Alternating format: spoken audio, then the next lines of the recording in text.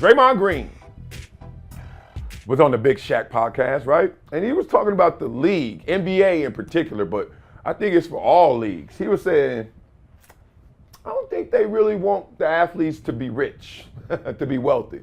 Long-term wealth is not promoted by these leagues. I was like, he's on to something. He's on to something. Let's listen to Draymond break it on down. The fines, to me, don't make sense. You know, when you talk about as hard as we work to accumulate wealth, coming from situations that most people never make it out, and then you get fined the way we get fined, it's actually not set up for us to be wealthy after we're done playing. This job is not set up the way we're taxed. Oh, California? The way we're taxed, the way we're fined, and you know, you hear about all these programs like this program, this program, that is to cover everybody. This program is to teach this guy this. But if I do something wrong, I lose $100,000. Man, it took my mom 4 years when I was growing up to make $100,000. And I lose that in the night because, what? The referee got mad at me, and he didn't like what I said to him. So I lose $5,000 like that, like on a tech.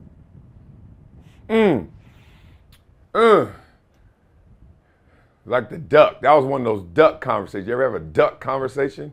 Looks smooth, like, yeah, I feel you on the surface. And then you look under, look a little deeper, all that commotion going on, that duck trying to move. You're like, I thought it was profound at first what he said. I think the general conversation is, how much does the league really care about your overall wealth and health? That's a good conversation. And then Draymond got into taxes, fines, and just the spirit of like, that's what y'all doing? Y'all don't really care. Now, that sounded like a lack of accountability. Let's just be real. No matter what job you have, if it's high paying and you live in this country, depending on what state, you're getting taxed. There's a federal tax, and then there's state income taxes based on which state. Some states don't have it, right? So to blame the league for the fact that everybody in this country gets taxed, and then certain states gets taxed more than others, let's just say that's not it. That's not it. So you strike one against Draymond versus the league.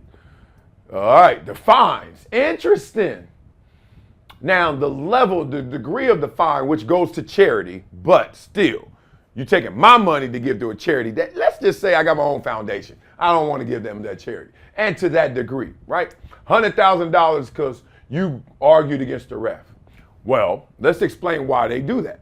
$100,000 is, one, you arguing against the ref compromises our integrity of the game in perception more than anything. Oh, everybody over there and everyone over there just, what they say, the inmates running an asylum or some crazy stuff like that.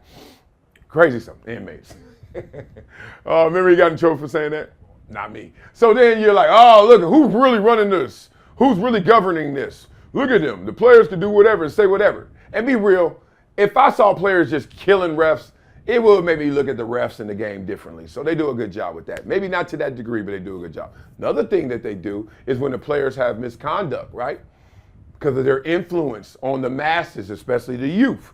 They don't let the players act so crazy because it looks a certain way. And let's just say, every 8-year-old game I go to now, when they make a three-pointer, I'm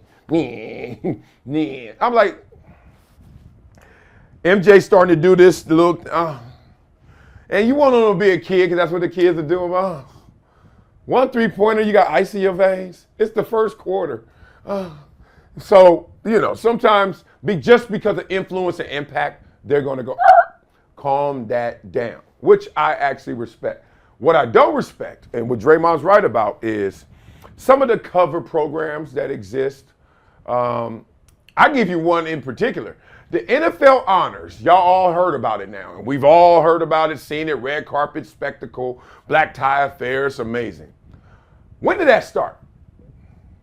I asked you, when did that start? Pretty recent, right?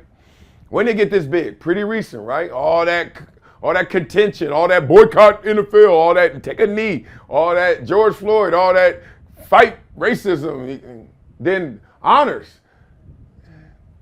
Let's just say that's good makeup for what they've been already doing. NFL's been having those programs, having man of the year. I won man of the year 3 times for teams. Did y'all know that?